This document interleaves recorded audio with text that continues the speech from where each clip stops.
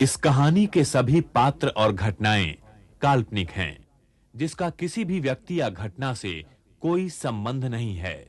यदि किसी घटना के साथ इसकी समानता होती है, तो इसे मात्र एक संयोग कहा जाएगा।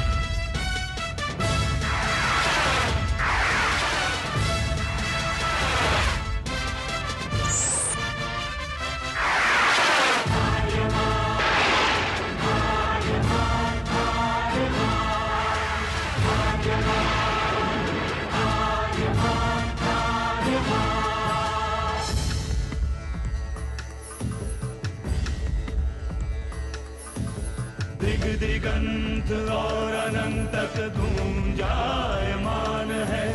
ब्रह्मनाद है विधि का वो अटल विधान है।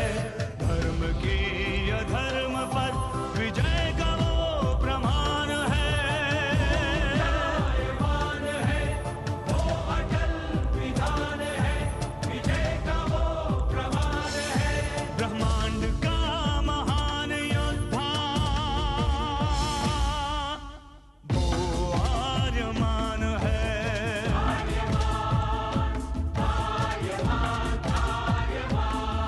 ब्रह्मांड का महान योद्धा वो आर्यमान है।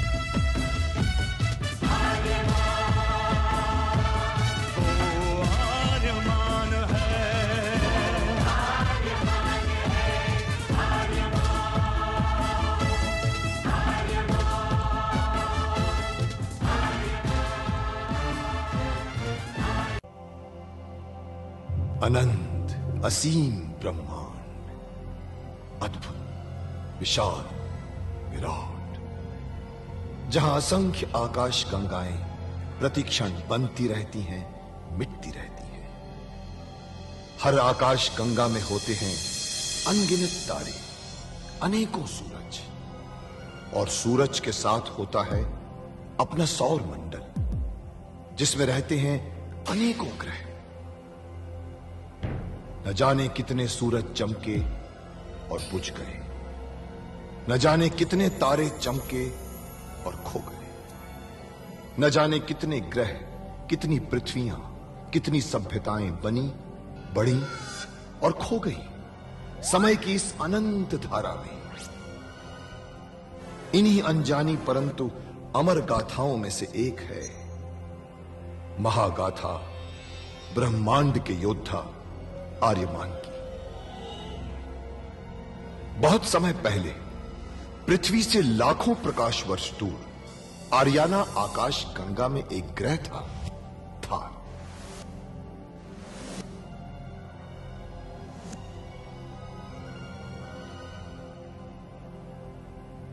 थार एक रेगिस्तान था, पानी की बूंद नहीं थी, फिर भी पूरे ब्रह्मांड के लिए मूल्यवान था थार, क्योंकि थार में थी ऐसी खाने जहां से दुर्लभ जीवनदायी पदार्थ निकलता था, जिसे थारस कहते थे। यह किसी भी ग्रह की जहरीली से जहरीली हवा को भी रासायनिक प्रक्रिया से प्राणवायु बना देता था, जीने के लायक बना देता था। कहावत थी, थारस जिसके वश में, पूरी आकाश गंगा उसके वश में। आर्याना आकाश गंगा की संरक्षक संस्था ओमियान के नियमों के अनुसार थारस को कोई भी व्यक्ति अपने वश में नहीं कर सकता था। यहां तक कि थार ग्रह का राजा जारांत भी नहीं।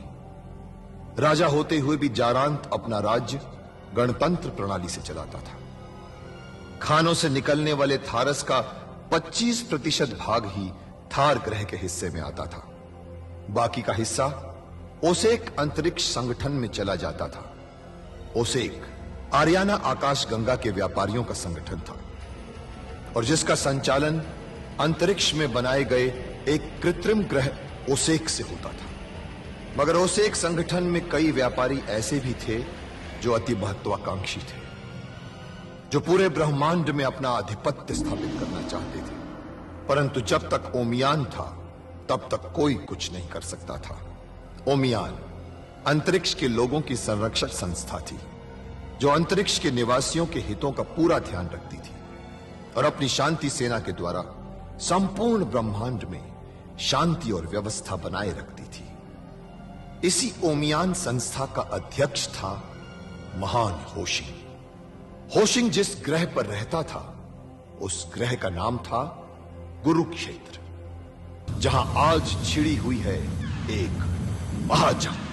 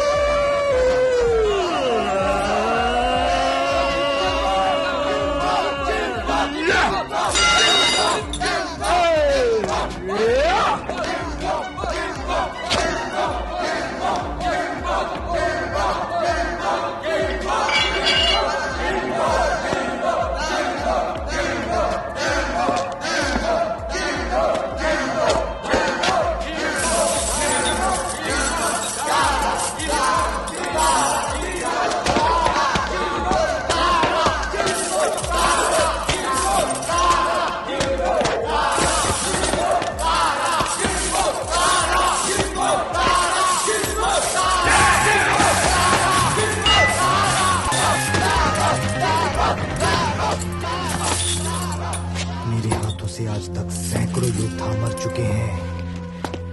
आज तेरी बारी है। तू अपने आप को ब्रह्मांड का योद्धा कहता है ना? आज तुझे पता चलेगा कि असली योद्धा कौन है, तू या मैं।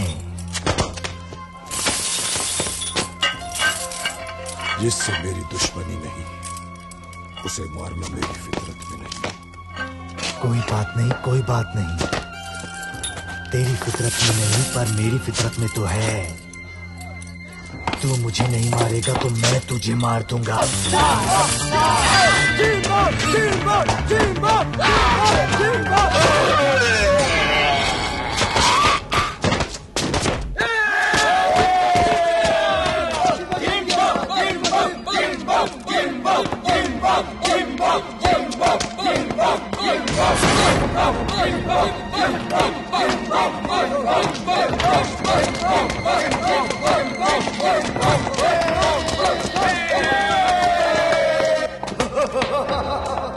आज फिर एक गुलाम योद्धा बन गया।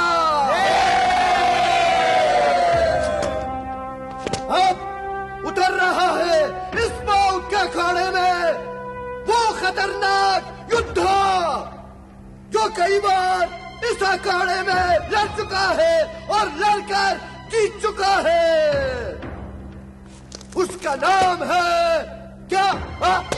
क्या उसका नाम है पिंडा।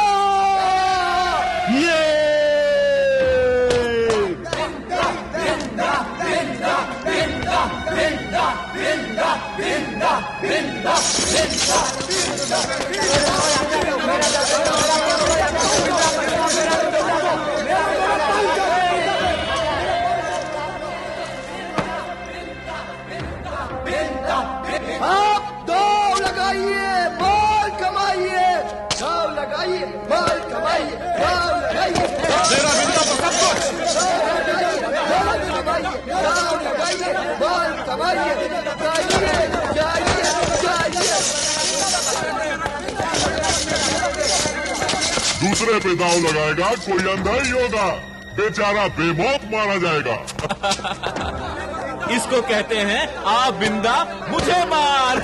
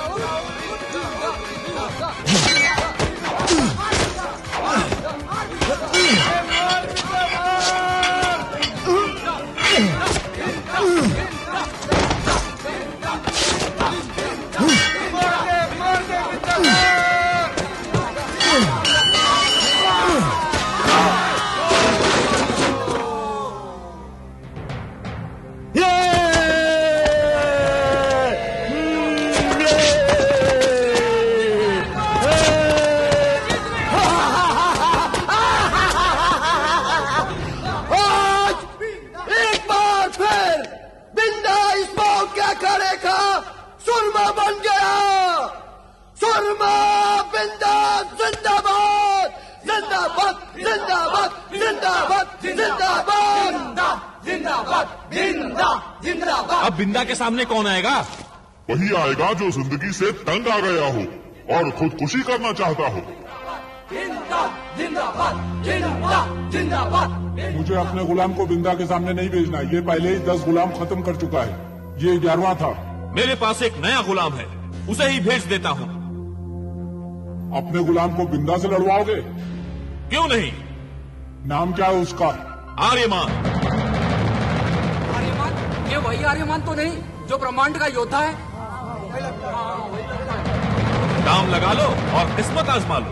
अब इस खतरनाक युद्ध के सामने आ रहा है वो गुलाम जो शेर का दिल रखता है और फौलाद का बाजू। वो जिस अखाड़े में लड़ता है उस अखाड़े की जमीन हिल जाती है। उस गुलाम का नाम है आर्यमान।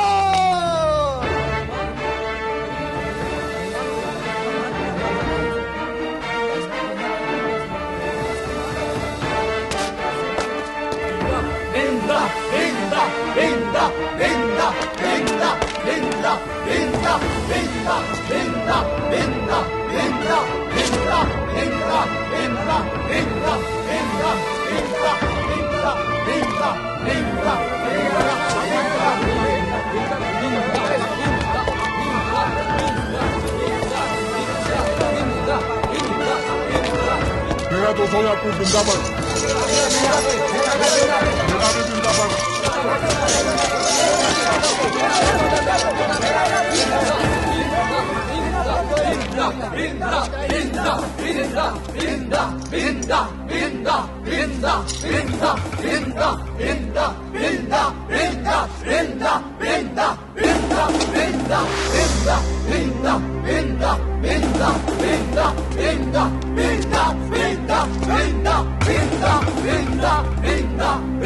बिंदा 1 का 10, आर्यमान 1 का 100। बिंदा 1 का 10, आर्यमान 1 का 100।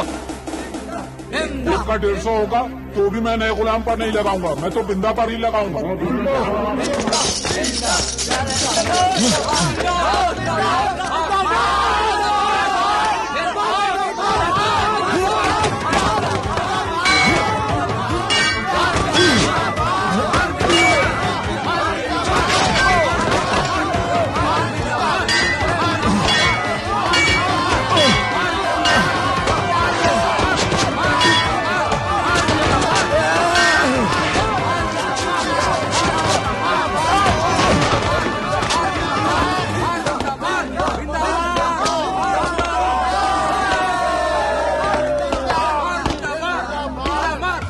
क्यों नहीं करता आर्यमान?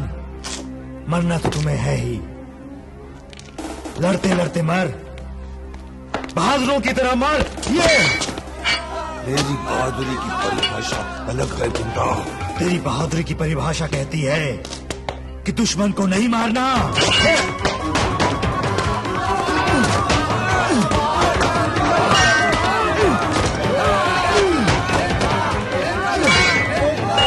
तेरी मेरी कोई दुश्मनी नहीं है बिंदा। मुकाबले में सभी दुश्मन होते हैं आर्यमान। या तो तू मेरी जान लेगा या मैं तेरी जान लूंगा।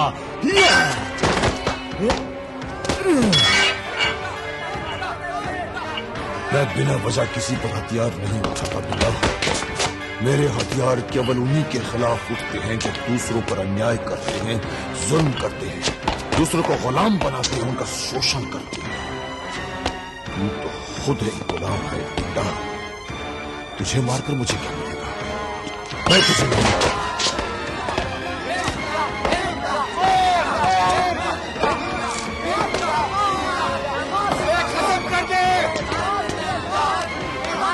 मार मुझे आर्यमान, मार।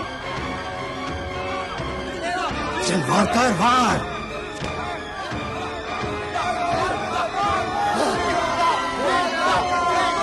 चल वार कर आर्यमान।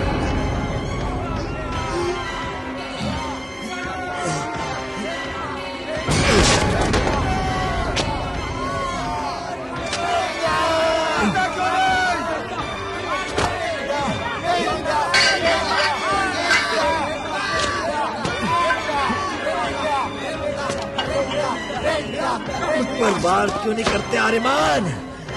मैंने कहा ना बिंदा, मेरी तुमसे कोई दुश्मनी नहीं है।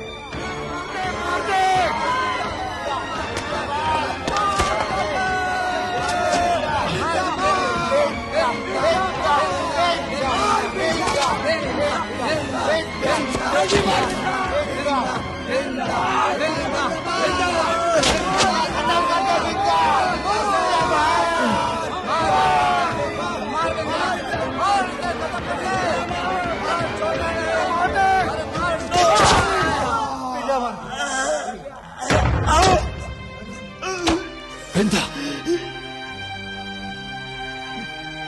बिंदा, ये तुमने क्या किया बिंदा? अपने आप को खुद मार लिया। हम दोनों में से एक को तो मरना ही था। इसके बगैर मुकाबला खत्म नहीं होता। तुम मुझे मारते नहीं, मैं तुम्हें मारने में कभी कामयाब नहीं होता। इसलिए मैंने खुद को ही मार लेना ठीक समझा, क्योंकि मुझे मालूम है कि तुम ब्रह्मांड के योद्धा हो और गुलामों के मसीहा भी हो। तुम्हारा जिंदा रहना बहुत जरूरी है। तुम मेरे बारे में अफसोस मत करना। मुझ गुलाम को मौत ने नहीं, तुमने आजाद किया है।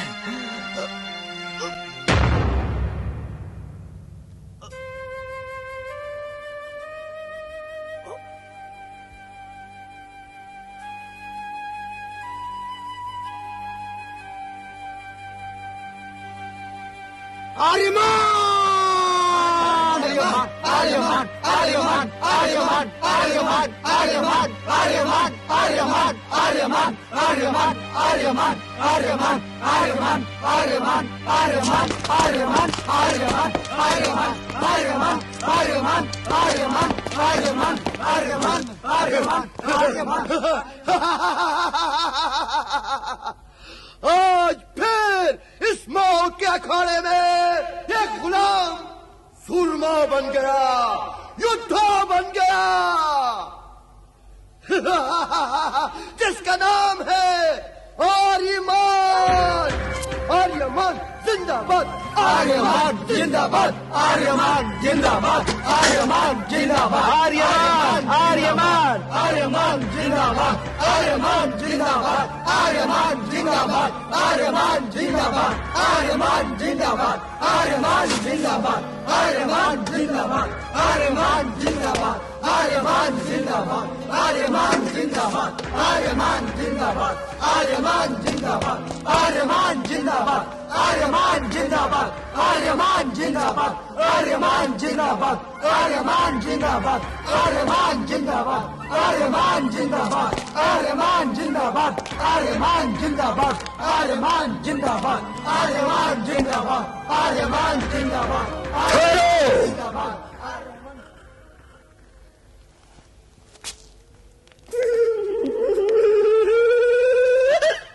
मुकाबला अभी पूरा नहीं हुआ है, अभी तो शुरू हुआ है।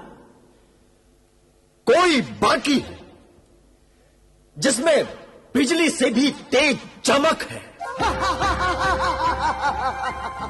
कौन बाकी है भाई? अब कौन बचा हुआ? क्या तुम्हारे पास अभी भी कोई गुलाम योद्धा बाकी है? हाँ है। कहां से खरीदा? खरीदा नहीं है ना, पकड़ा है, जंगलों से पकड़ा है।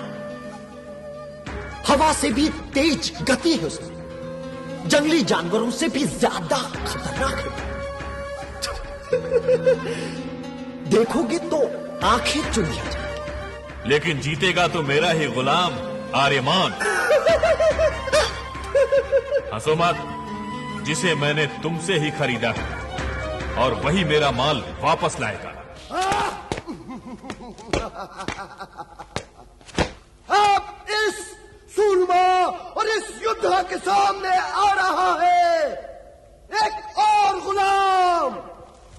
अब फिर इस मौत के अखाड़े में एक और खतरनाक और खूनी खेल खेला जाएगा।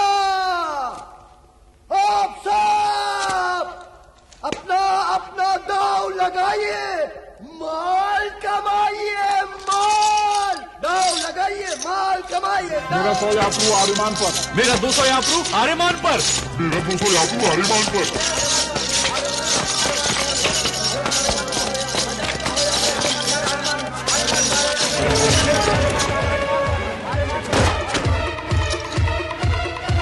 ये है मेरा योद्धा।